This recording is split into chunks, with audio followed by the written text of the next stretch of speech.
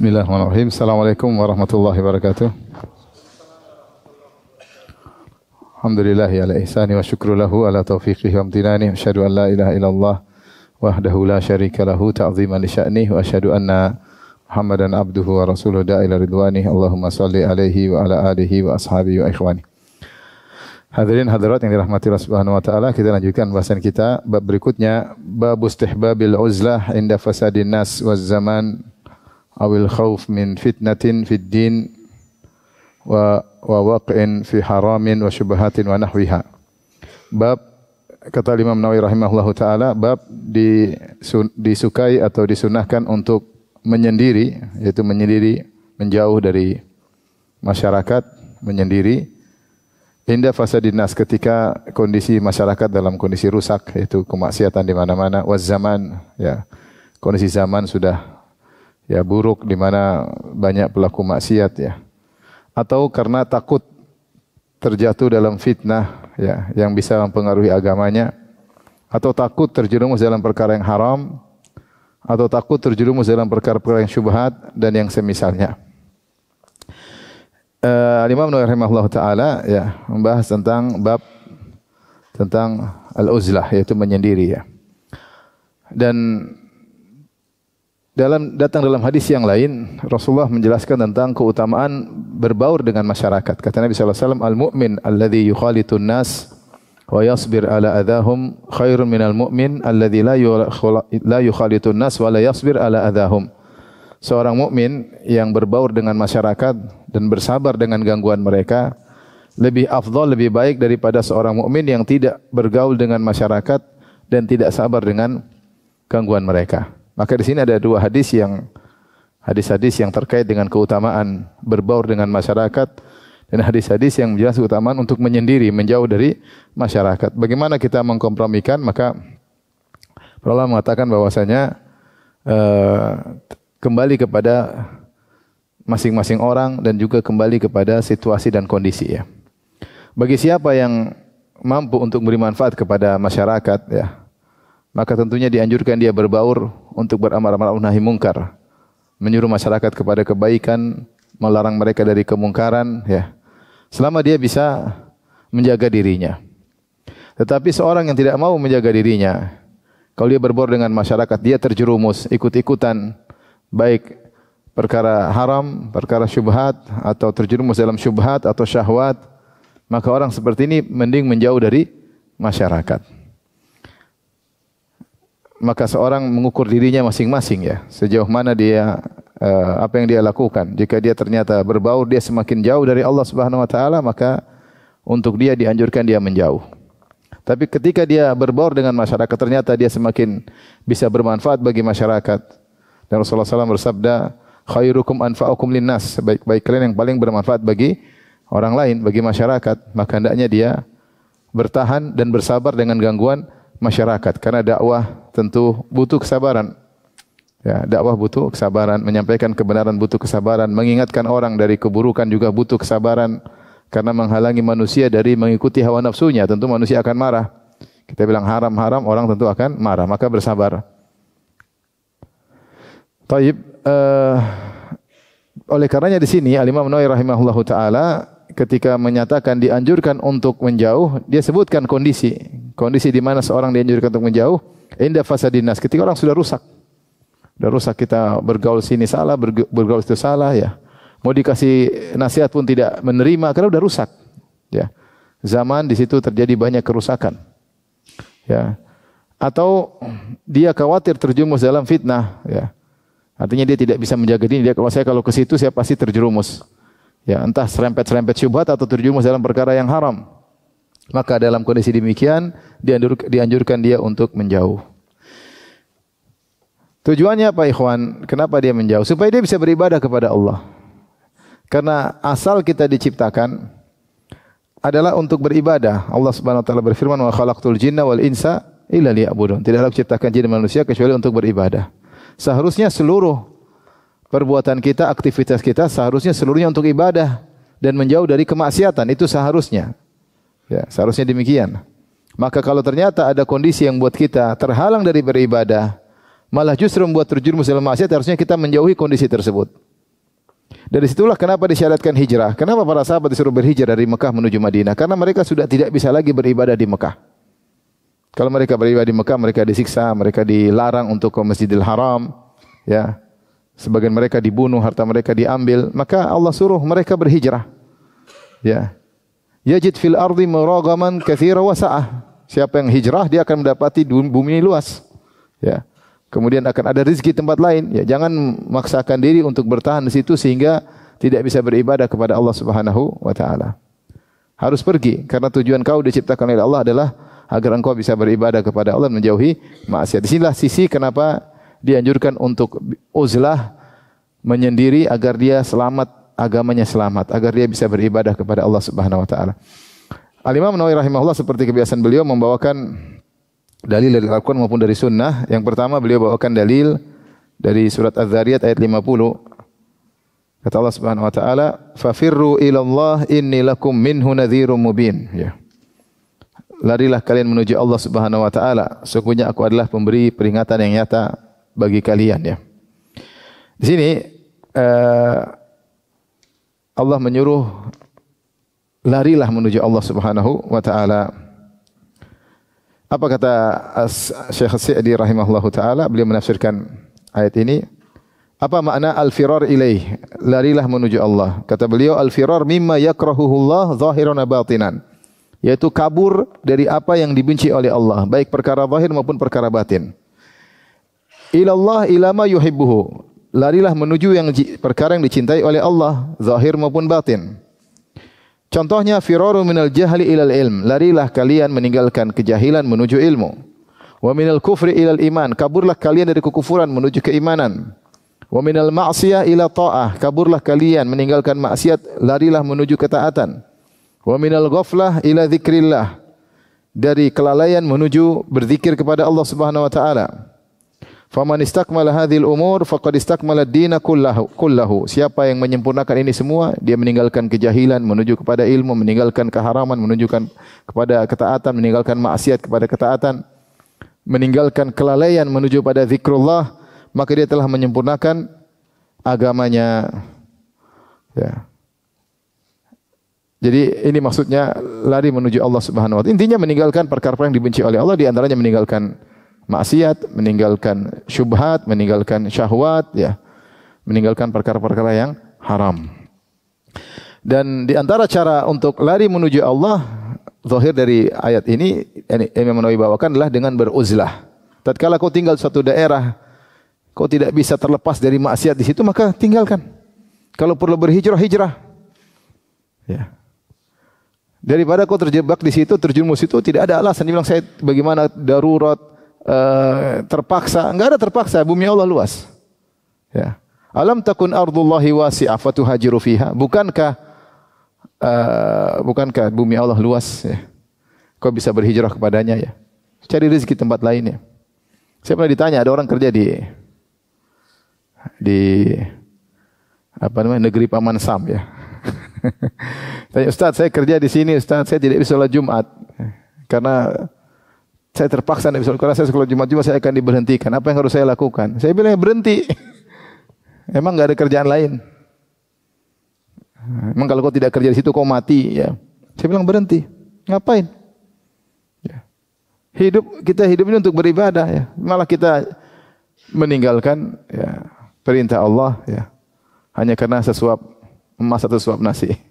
Ya, kemudian mati, repot, ya. Oleh karenanya, kalau memang tidak ada cara lain untuk firar ilallah, menuju apa yang dicintai Allah kecuali dengan uzlah, meninggalkan pergaulan, berbaur, maka tinggalkan, ya. Maka tinggalkan. Tentunya ini berbeda situasi dan kondisi, ya.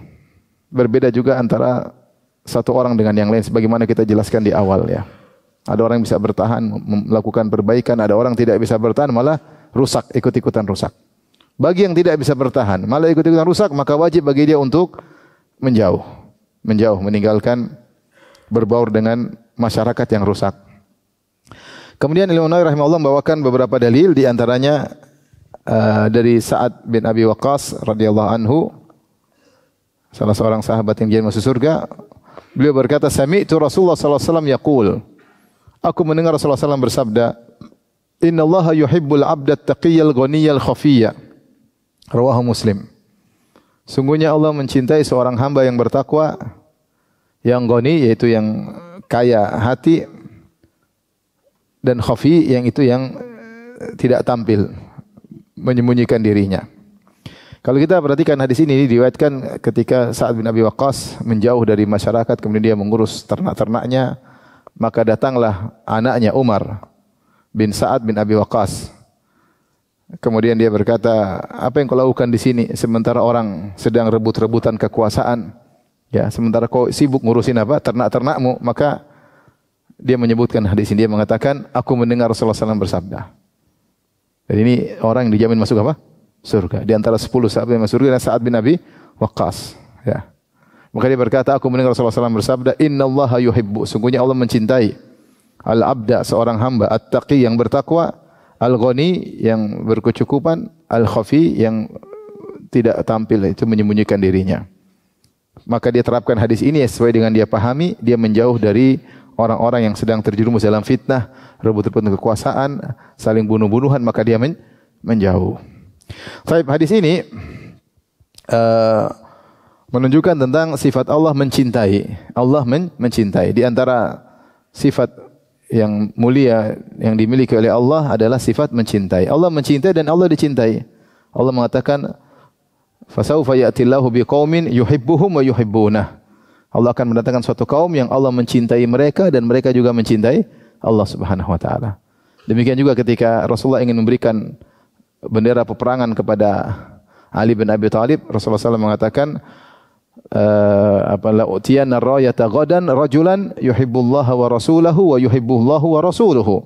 Besok aku akan berikan bendera peperangan kepada seorang lelaki yang dia mencintai Allah dan Rasulnya, dan Allah dan Rasulnya juga mencintainya. Maka di antara sifat mulia Allah adalah Allah bisa mencintai dan Allah bisa dicintai. Ini salah satu sifat yang ditolak oleh Asy'ariyah. Orang Asy'ariyah mengatakan tidak ada sifat mencintai. Kalau cinta maksudnya ditafsirkan dengan menghendaki iradah. Namun Ahlus Sunnah menetapkan sifat mencintai. Cinta beda dengan sekedar berkehendak, iradah. Kata mereka kalau cinta maksudnya iradatus shawab, ingin kebaikan atau ingin apa enggak. Cinta beda dengan sekedar apa? Iradah. Dan ketika seorang hamba mengetahui Allah bisa mencintai, maka dia berusaha untuk melakukan perkara-perkara agar bisa dicintai oleh Allah Subhanahu wa taala. Contoh seperti dalam hadis qudsi kata Allah Subhanahu wa taala, "Wala yazalu 'abdi yataqarrabu ilayya bin nawafil hatta uhibbahu." Senantiasa hambaku melakukan perkara-perkara sunnah setelah perkara-perkara wajib, dia banyak melakukan perkara sunnah, hatta uhibbahu, sampai aku pun mencintainya. Fa idza ahbabtuhu kuntu sam'ahu alladhi yasma'u bihi wa basarahu alladhi yubsiru bihi wa yadahu allati yabtishu biha wa rijlahu allati yamshi 'alaiha. Ya, kalau aku sudah mencintainya, aku menjadi pendengarannya, penglihatannya, tangannya, kakinya, maksudnya itu Allah akan membimbingnya. Bahkan dalam sebagian riwayat, wa lisanahu alladhi yantiqu bi, aku menjadi lisan yang dia berbicara dengannya, wa qalbahu alladhi yaqilu bihi, aku menjadi hatinya, kolbunya yang dia berfikir dengan kolbunya tersebut.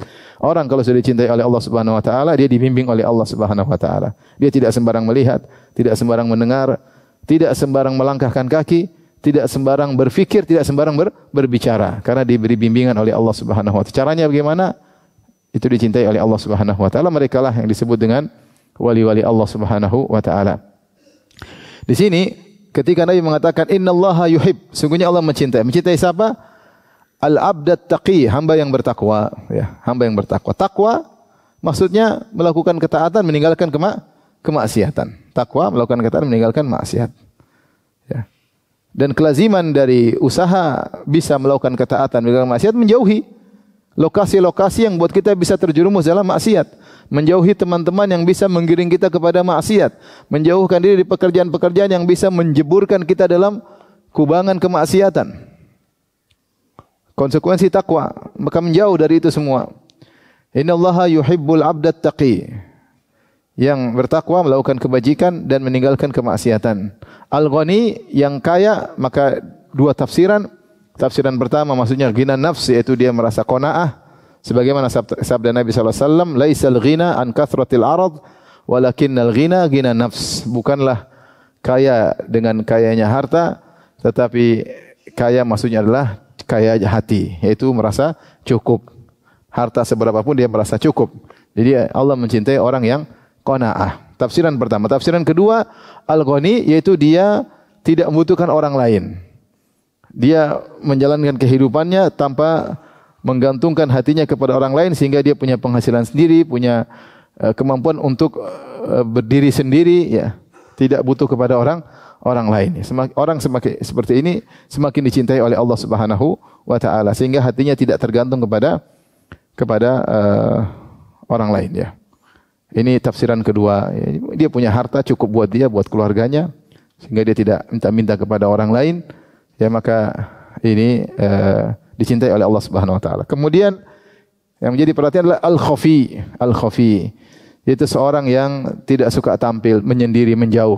Ini dipahami oleh Sa'ad bin Abi Waqqas, lafal Nabi al-khafi yaitu yang menyembunyikan dirinya harus uzlah. Menjauh dari masyarakat. Sehingga anaknya pun harus cari dia. Harus cari dia. Taib.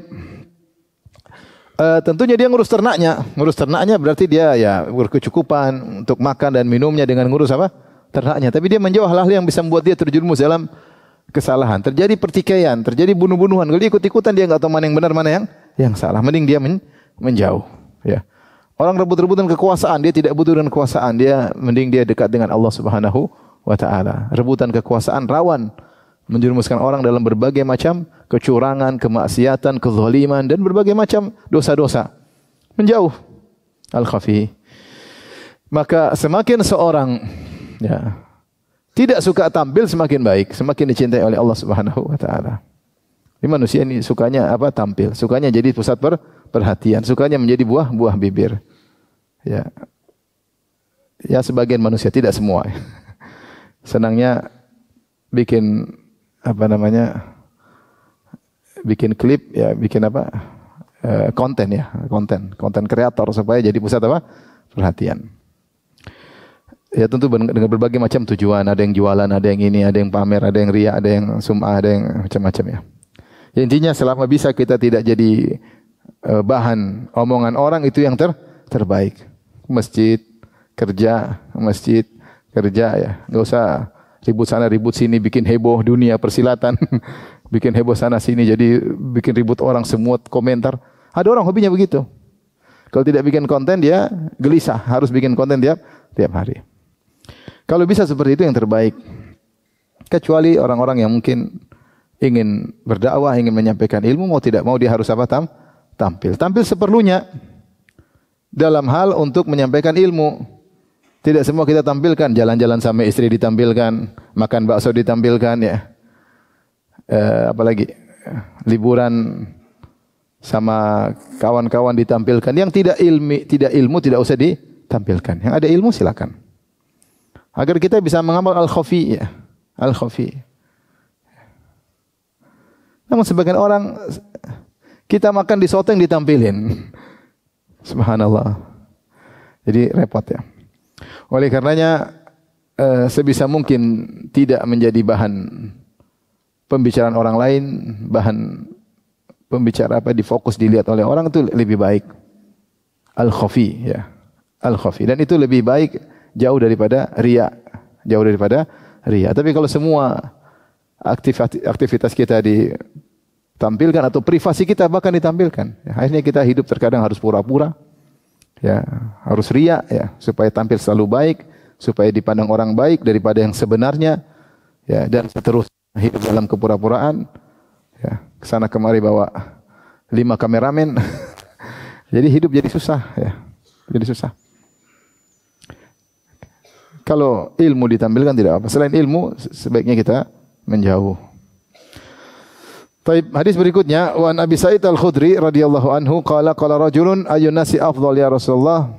Seorang bertanya kepada Nabi, wahai Rasulullah, siapa orang yang paling afdal?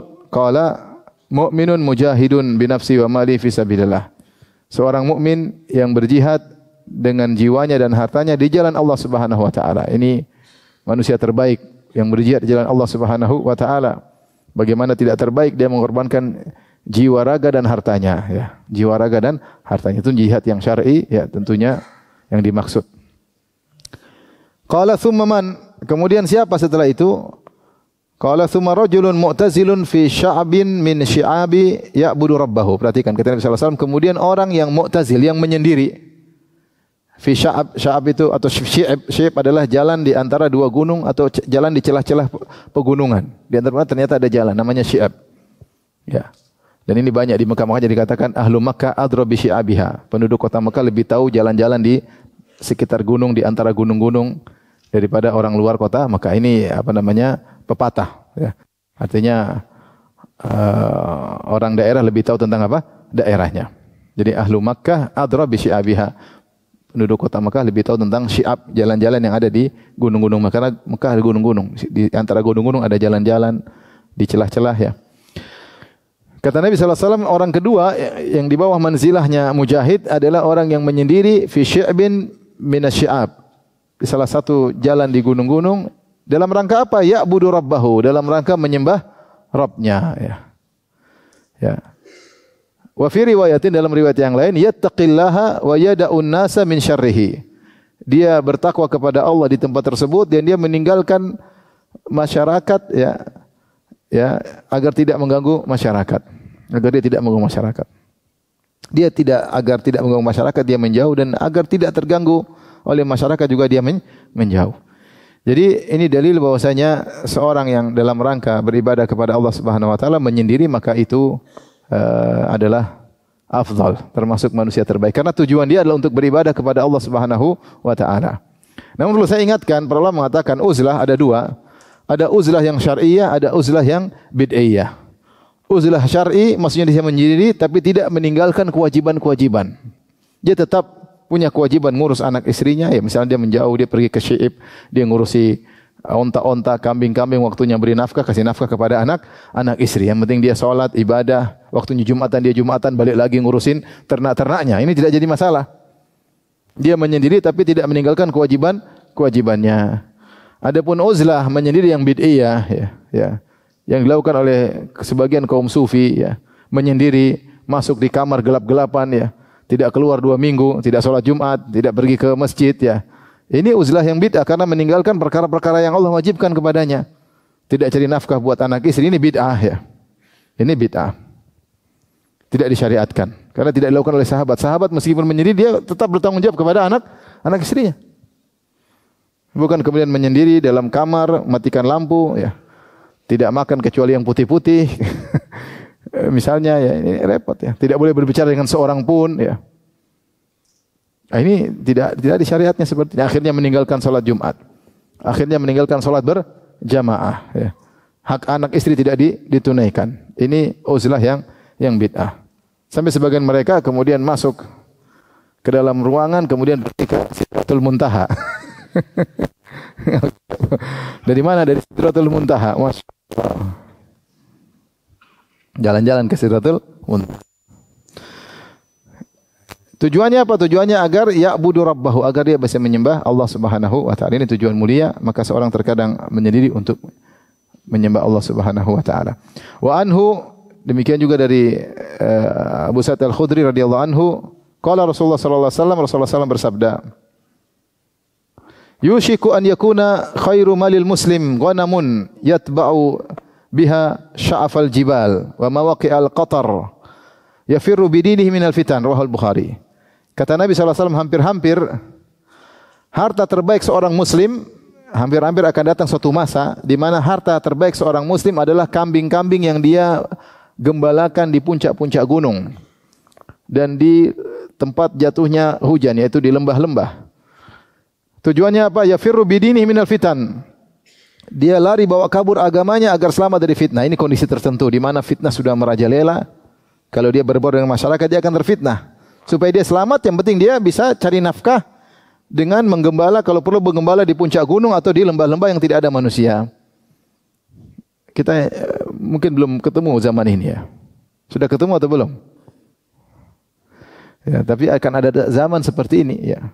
Yang seorang baru bisa selamat kalau dia kemudian kabur ke puncak gunung, ngurusin kambing-kambingnya, onta-ontanya, ya, kambing-kambingnya, ya. Kemudian dia bawa ke puncak gunung, dia bawa ke lembah-lembah dalam rangka apa?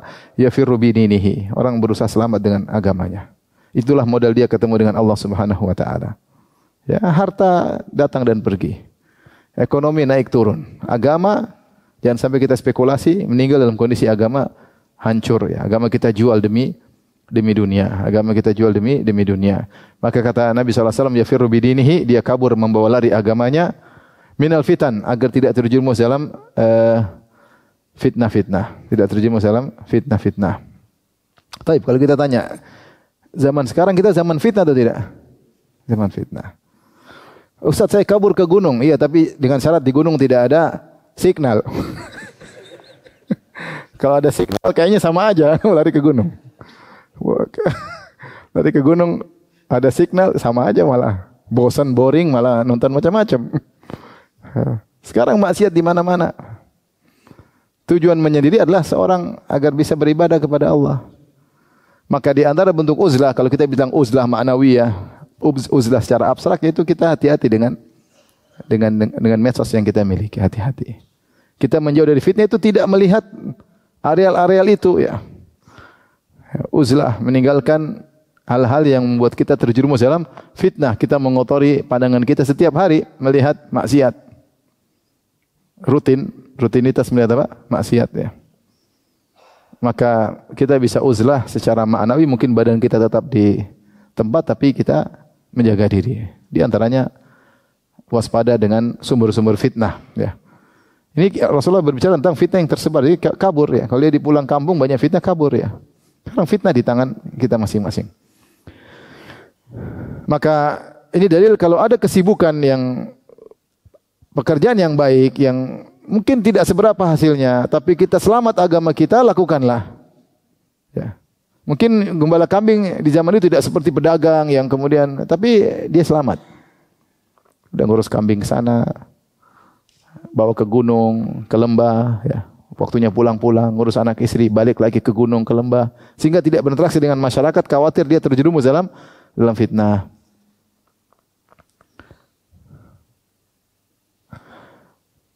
Baik, kita lanjutkan hadis berikutnya. Wa Nabi Hurairah radhiyallahu taala anhu anin Nabi sallallahu alaihi wasallam qala, Rasulullah SAW bersabda, "Ma ba'atsallahu nabiyyan illa ra'al ghanam." Tidaklah Allah mengutus seorang nabi pun kecuali akan menggembalakan kambing, kecuali penggembala kambing.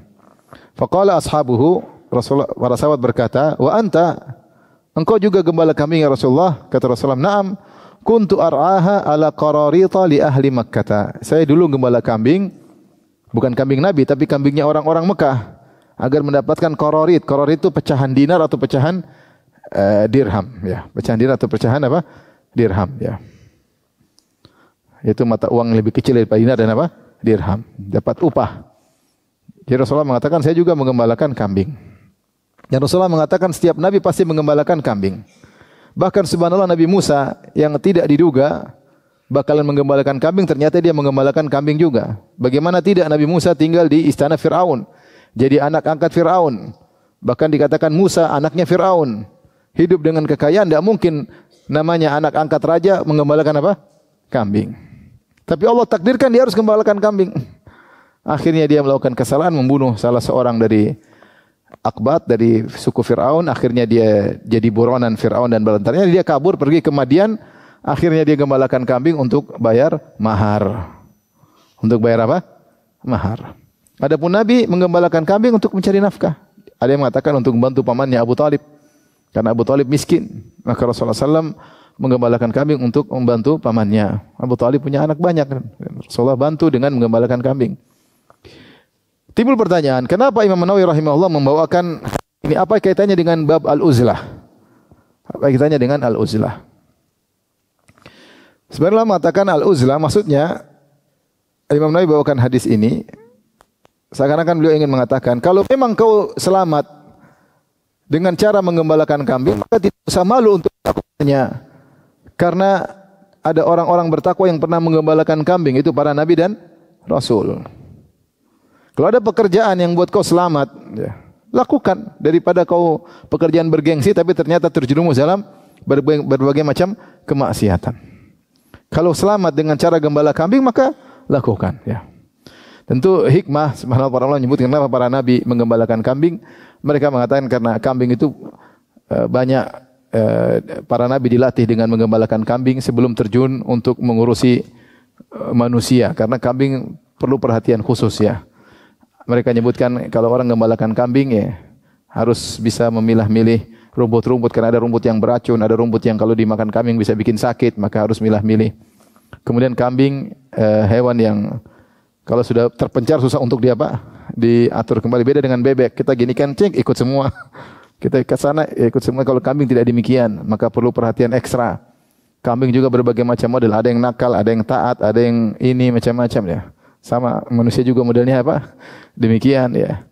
Kemudian kambing hewan yang tidak bisa membela dirinya. Beda dengan onta. Onta kalau ada serigala dia bisa tendang serigala. Kalau kambing tidak bisa maka sang penggembala butuh perhatian untuk menjaga kambing tersebut. Nah, jika seorang ahli dalam menggembalakan kambing dia diberikan kemampuan di antaranya ini disebut oleh para ulama hikmah karena para nabi menggembalakan kambing.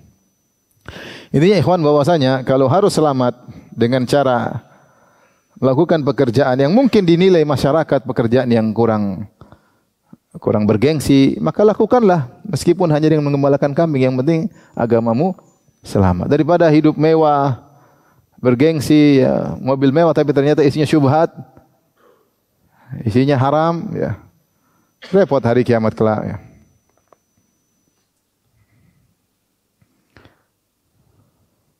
Tapi hadis terakhir yang kita sampaikan bersama kali ini, wa anhu an Rasulillah sallallahu alaihi wasallam anhu qala Rasulullah SAW bersabda, min khairi ma'asyin nasi lahum rajulun mumsikun anana farasihi fi sabilillah ya. Ya, di antara kegiatan manusia ya, yang baik bagi mereka adalah seorang ya yang memegang tali kekang kudanya fi sabilillah dalam rangka untuk berjihad di jalan Allah Subhanahu wa taala.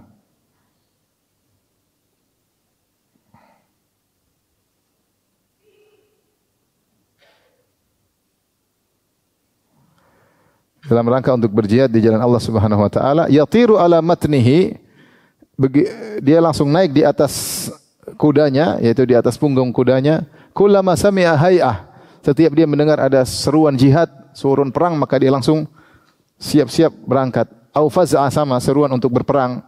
Tara alaihi, kemudian dia pun segera naik di atas kudanya sampai terbang, maksudnya dia berjalan dengan cepat.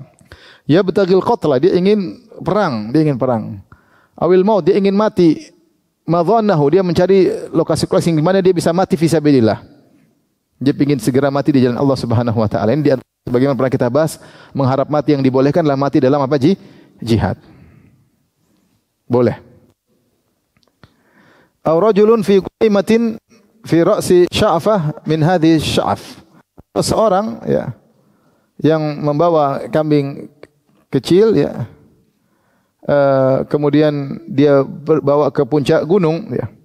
Au batni wadin, atau di lembah min hadhil audiyah, di antara lembah-lembah ini. Yuqimus salat, dia dirikan salat. Wa yu'ti zakat, ini menunjukkan bahwasanya dia tetap melakukan kewajibannya. Dia salat, dia bayar zakat. Wa ya'budu rabbahu, dan dia menyembah Rabbnya hatta ya'tiyahul yaqin, sampai datang kematian. Laisa minan nasi illa fi khair. Tidaklah manusia seperti ini kecuali dalam apa? Kebaikan. Tapi di sini perhatikan ya. Jadi hadis ini jelas menunjukkan tentang uzlah. Orang yang apa namanya? Dia ingin selalu berjihad, maka dia bawa kudanya, dia tunggu apa? Jihad. Ketika seruan jihad, kemudian dia segera pergi menuju jihad tersebut, dan dia mencari kondisi-kondisi yang di mana dia bisa meninggal dalam jihad syahid ya. Yang kedua adalah seorang yang menjauh, ya, dia membawa kambingnya ya ke atas puncak gunung atau di lembah-lembah. Meskipun demikian dia tetap menjalankan kewajiban, tetap salat, tetap bayar zakat, dan dia sibuk beribadah kepada Allah sampai datang kematian. Maka antum bersyukur atau kita bersyukur kalau kita disibukkan suatu perkara yang situ isinya ibadah, sudah tinggal tunggu mati aja. Ya. Tinggal tunggu mati, ada sibuk masjid, ini ngurus anak, ngurus istri, ke masjid, ngurus ini, ngurus dakwah, sudah tunggu mati aja lah. Terus apa mau kesibukan apa lagi? Ya ngurus kambing, ke gunung, dia salat, zakat, salat, bayar zakat, tunggu apa? Mati sampai datang kematian. Itulah keselamatan. Tapi kalau banyak kegiatan berlebihan, khawatirnya terjerumus, khawatirnya terjatuh. Ya, maka siapa yang sudah pakem dalam satu kegiatan yang itu kegiatan ibadah, maka bersyukur kepada Allah Subhanahu wa taala. Telateni kegiatan tersebut sampai dipanggil oleh Allah Subhanahu wa taala.